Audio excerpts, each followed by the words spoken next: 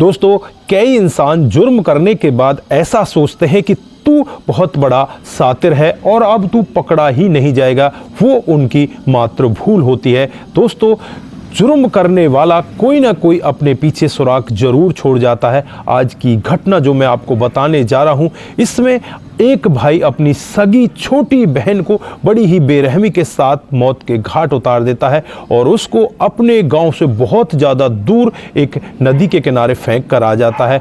वो सोचता है कि शायद अब मैं पकड़ा ही नहीं जाऊंगा। सिर्फ एक छोटी सी कमी के कारण वो पकड़ा जाता है। अगर आप लोग भी पूरे मामले को डिटेल से जानना चाहते हैं कि भाई ने अपनी बहन की हत्या क्यों की, क्या बड़ी वजह रही होगी, तो आप वीडियो को जरा सा भी स्किप ना करें, लास्ट तक वीडियो को जरूर देखिएगा। आगे बढ़ने से पहले हमारी वही रिक्वेस्ट की जो हमारे चैनल के साथ नए हैं, कृपया करके चैनल को फॉलो कर लें, बेल आइकन को जरूर प्रेस करें। नमस्कार, जय हिंद। आप देख रहे हैं APH न्यूज राहुल रावत के साथ। दोस्तों, आज की जो हकीकत की घटना आप लोगों को बताने जा रहा हूँ, उत्तर प्रदेश में एक जिला पड़ता है गोंडा और इसी का तरबगंज थाना क्षेत्र है। इसी के अंतर्गत बन गाँव है। दोस्तों, यहाँ पर मनजीत सिंह जो इस गाँव के प्रधान होते हैं, 17 नवंबर 2025 को सुबह सुबह पुलिस के पास फ़ोन करते हैं और वो कहते हैं कि पीडी बांध के किनारे एक लड़की की डेड बॉडी पड़ी हुई है। पुलिस आनन फानन में ही वहाँ पर पहुँच जाती है और पहुँचकर उस डेड बॉडी को अपने कब्जे में लेती है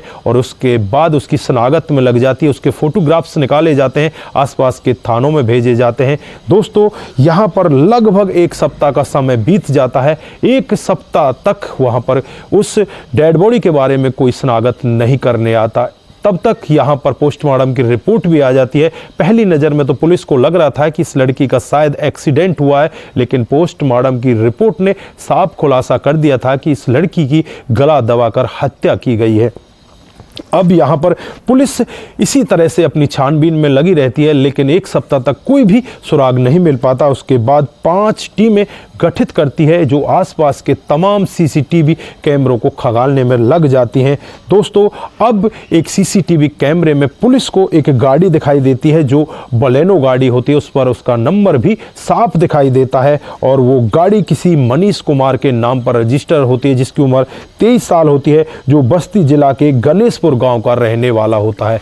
दोस्तों, अब यहां पर इतना सारा सबूत मिलने के बाद जो पुलिस है वो 30 नवंबर को इस मनीष कुमार को गिरफ्तार कर लेती है और गिरफ्तार करने के बाद उससे जब पूछताछ करती है कि तुम्हारी गाड़ी यहां पर किस लिए आई, तो उधर उधर की बातों से घुमाने लगता है कि साहब मैं गाड़ी चलाया करता हूं, मैं तो धंधा किया करता हूं, किसी के साथ आया हूँगा। लेकिन पुलिस जब अपने रवैये के साथ, सख्ती के साथ उसे पूछताछ करती है तो वो टूट जाता है और एक ऐसा सत्य बताता है कि जिसे सुनकर हर कोई व्यक्ति दंग हो जाता है। दोस्तों, दरअसल जो लड़की यहाँ पर मरने वाली होती है वो कोई और नहीं होती, इसकी सगी छोटी बहन होती है जिसका नाम अनुराधा होता है। दोस्तों, मनीष के परिवार में उसका एक बड़ा भाई होता है जिसका नाम आशीष होता है, जो पुणे में पत्थर लगाने का काम किया करता है। इसकी एक और बहन होती है, जो छोटी बहन होती है, उसका नाम अनुराधा होता है, जो BA की पढ़ाई किया करती है। दोस्तों, BA की पढ़ाई करते करते वो कब कब में एक लड़के के प्यार प्रसंग में पड़ जाती है, किसी को कानो कान खबर नहीं होती। और एक दिन का वाक्य होता है जब यहाँ पर निर्मला देवी जो इस अनुराधा की माँ होती है, वो अनुराधा को फ़ोन पर किसी से बात करते हुए सुनती है। तो यहाँ पर निर्मला देवी को बहुत बुरा लगता है। वो अनुराधा से कहती है कि बेटा तू किससे बात कर रही है और इतनी देर तुझे बात करते हुए हो गई है। तो यहाँ पर अनुराधा अपनी माँ निर्मला देवी से भी लड़ जाती है। इधर जो भाई होता है मनीष इस सब के बारे में सुनता है तो भाई को बहुत ज़्यादा गुस्सा आता है। भाई अपनी बहन को धमकी देता है और कहता है कि आज के बाद अगर मैंने सुन लिया कि इस लड़के से तू बातचीत कर रही है तो तेरे लिए अच्छा नहीं होगा, तेरे लिए बेहतर यही होगा कि तू अब ये बातचीत करना बंद कर दे। दोस्तों, बहन यहाँ पर भाई से भी लड़ जाती है। दोस्तों, बहन यहाँ पर अपने भाई से उल्टा लड़ जाती है और वो उससे यही कहती है कि तेरे पे जो मेरा बिगाड़ आ जाए तू बिगाड़ लेना, मैं इससे बात करूँगी। दोस्तों, भाई को भी गुस्सा आता है, एक आध दो तमाचा भी इसे लगा देता है। उसके बाद धीरे धीरे करके समय बीतने लगता है। समय आ जाता है 16 नवंबर 2025, जब मनीष गोरखपुर गया हुआ होता है अपनी गाड़ी को लेकर। जैसे ही शाम को वो वापस आता है तो शाम को यहाँ पर देखता है कि उसकी माँ की और अनुराधा की आपस में लड़ाई हो रही है। लड़ाई की वजह वही फ़ोन है, उस लड़के से वो बातचीत कर रही है। दोस्तों यहाँ पर कई बार उस अनुराधा से ये कहा जाता है कि वो लड़का कौन है, तू बता तो सही उसके बारे में, लेकिन अनुराधा किसी का नाम यहाँ पर उजागर नहीं करती। अब यहाँ पर जो भाई है उसे बहुत ज़्यादा गुस्सा आता है, गुस्से में अनुराधा के साथ वो मार पिटाई करने लगता है और इतनी ज़्यादा मार पिटाई करता है कि अनुराधा वहाँ पर बेहोश हो जाती है। वो अपनी माँ से भी कहता है कि माँ क्यों ना अब इसे रास्ते से हटा दिया जाए। दोस्तों माँ भी तैयार हो जाती है और फिर यहाँ पर एक रस्सी लाई जाती है, रस्सी से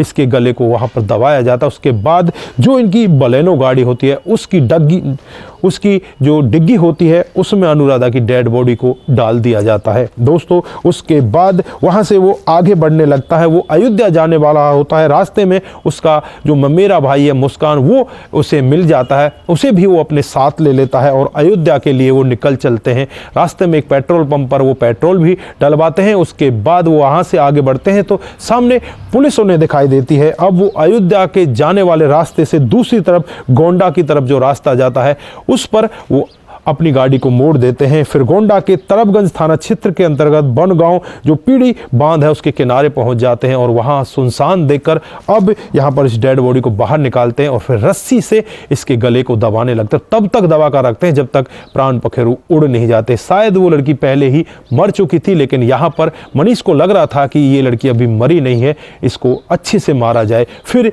यहाँ पर जो डेड बॉडी होती है उसे रोड के किनारे डाल दिया जाता है और मनीष का ममेरा भाई होता दोनों गाड़ी में बैठ जाते हैं और गाड़ी यहाँ पर उस डेड बॉडी के ऊपर कर इधर से चढ़ाई जाती है, वापस उतार दी जाती है। और फिर ऐसे ही 2-3 बार चढ़ाने के बाद जब यहाँ पर मनीष और इस मुस्कान को ये यकीन हो जाता है कि ये लड़की मर चुकी है तो वो वहाँ से वापस निकल पड़ते हैं, वहाँ से चुपचाप निकल आते हैं। वो सोचते हैं कि अब इस सब के बारे में किसी को पता ही नहीं चलेगा, क्योंकि ना तो अनुराधा के पास कोई आइडेंटिटी का कार्ड वगैरह है, ना ही इसको कोई यहाँ पर जानता है। अब तो बस यहाँ पर यही रहेगा कि गुमनाम में पुलिस इसका अंतिम क्रियाक्रम कर देगी और हमारे खिलाफ कोई कार्रवाई नहीं होगी। लेकिन वो ये भूल गए थे कि जिस गाड़ी में बैठकर तुम घूम रहे हो, कितने CCTV कैमरों में तुम्हारी गाड़ी का वो नंबर कैद होता है और इसी गाड़ी के नंबर से वो आज आ जाता है। दोस्तों फिलहाल यहाँ पर मनीष की तहरीर पर ही जो पुलिस है वो मनीष के खिलाफ, मनीष की मां निर्मला देवी के खिलाफ और जो ममेरा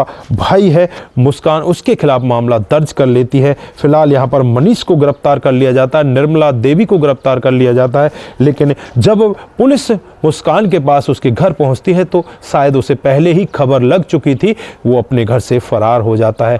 वो अभी तक फरार बना हुआ है, अभी तक पुलिस उसे नहीं पकड़ पाई है, लेकिन पुलिस यहां पर दावा कर रही है कि जल्द ही उसे भी गिरफ्तार कर लिया जाएगा। दोस्तों फिलहाल के लिए यहां पर जो मनीष है उसकी मां निर्मला देवी है, इन दोनों के खिलाफ चार्जशीट पेश कर दी गई है, इन्हें कोर्ट के अंदर भी पेश कर दिया गया है। अब यहां पर इन्हें कितनी बड़ी सजा होने वाली है ये तो देखने वाली बात होगी। लेकिन यहाँ पर किस तरह से एक भाई ने अपनी बहन को बड़ी ही बेरहमी के साथ इस दुनिया से विदा कर दिया।